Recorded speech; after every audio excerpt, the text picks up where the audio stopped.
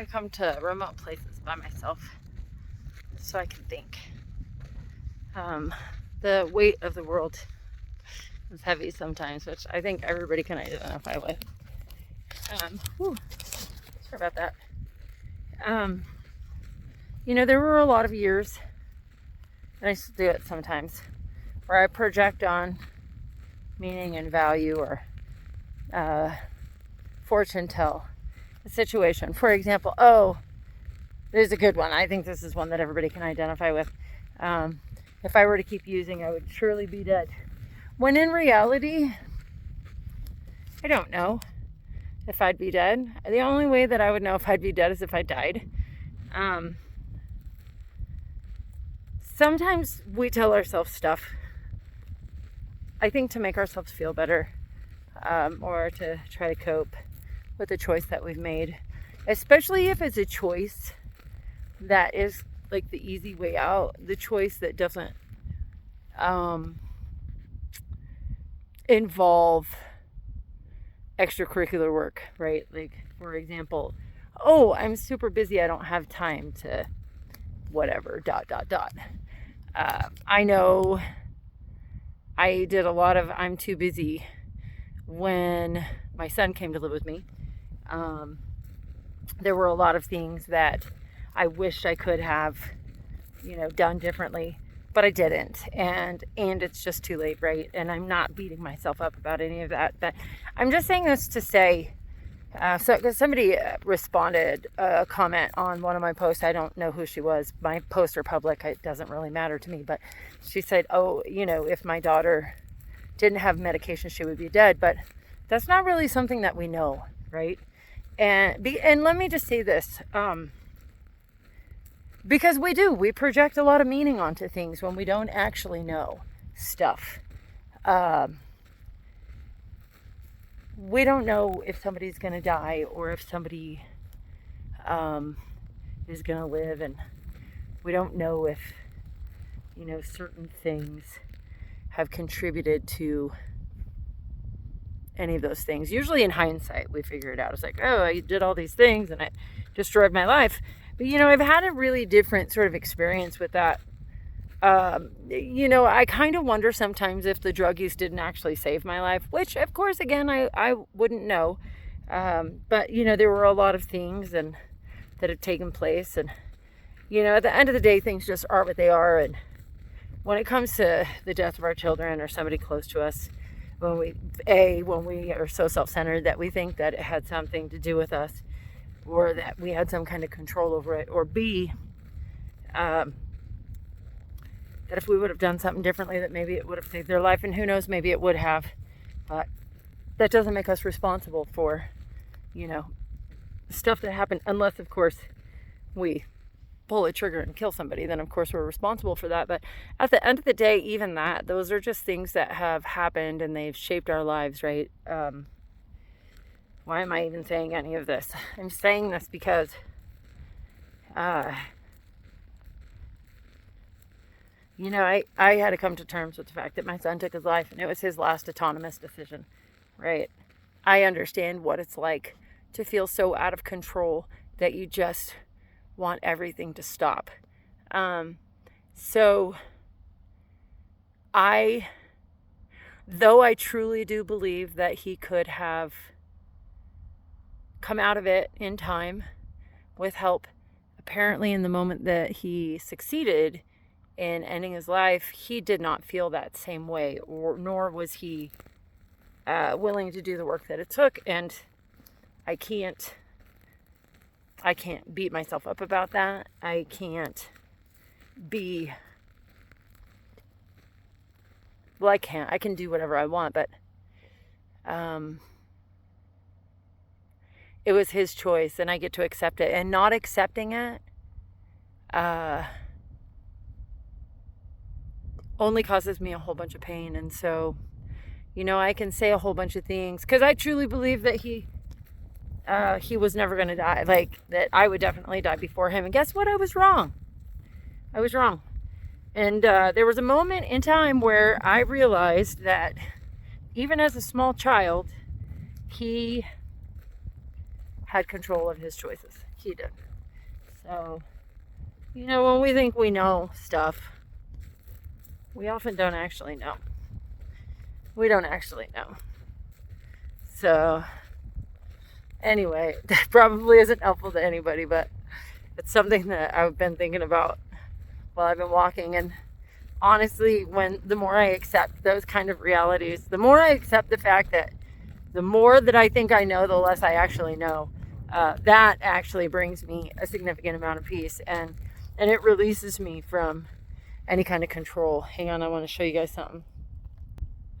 So that to me is super beautiful. Okay, some people might think that the desert is not beautiful, but when you are walking through a place that is dry, a lot of things are dead, not alive, and you come across something like that, for me, that's pretty amazing. Anyway, yeah, I'm grateful. I definitely miss my son. I miss him with everything in me. I do find it interesting when somebody talks to me, in a way that it's like, you don't understand. My child would have been dead. Well, my child is dead, and I do understand. And, and I'll say this, like, I didn't want my son to be on medication. There was a period of time, because I'll tell you why, because he proved it when he was getting on all kinds of medication, was that medication only made things worse.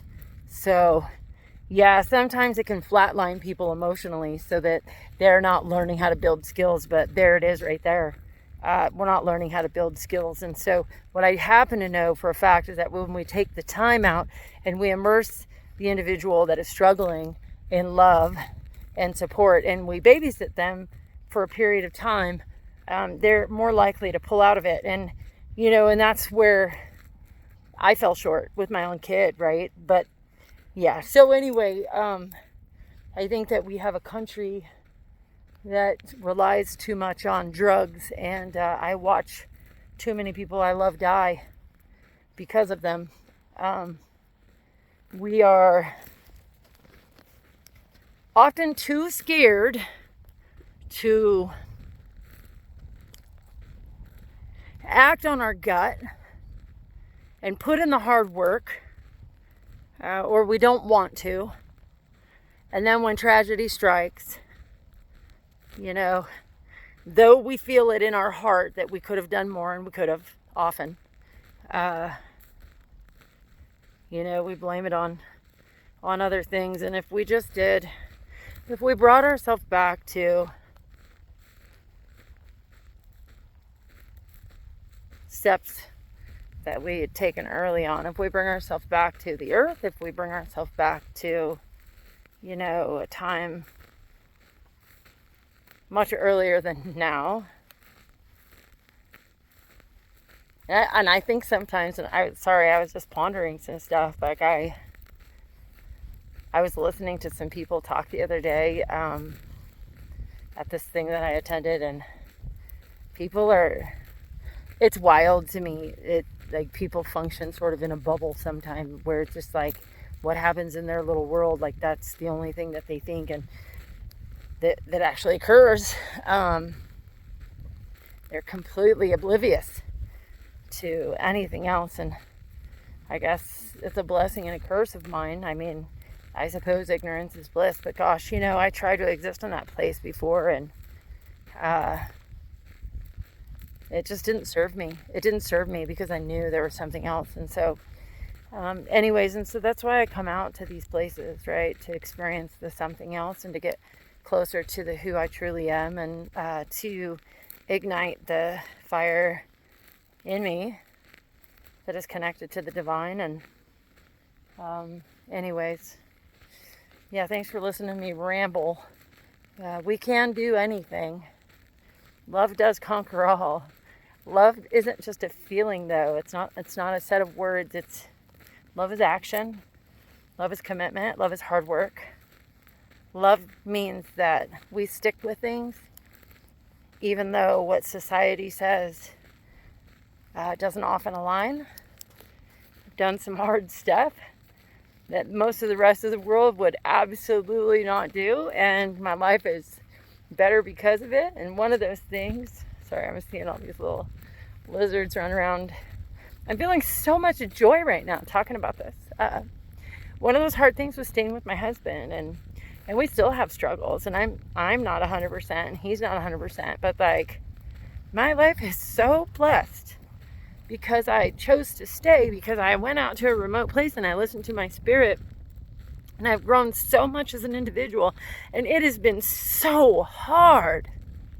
Like, it's been hard. It's been some of the hardest stuff I've ever done. Kind of like I was freaking trying to climb this mountain over there today, and that was hard. It was hot, and it was a lot of scree, loose gravel. But, you know, everything that I've ever had worth having has been hard. The death of my son, it's beautiful, right? But it's the hardest thing I've ever experienced. Sometimes I feel like maybe, you know, part of that was a test, was an opportunity for me to display the skills that I've built. Anyway, I'm filled with joy. I'm very grateful. I've rambled for quite some time. Don't even know if I'll post this stuff, but I did a video right before this. I'm going to be walking somewhere across Washington starting July 15th in memory of my son, but also to make a statement. People don't have to keep dying. We don't have to let our government choose for us. Pharmaceutical companies don't have the answer. Okay?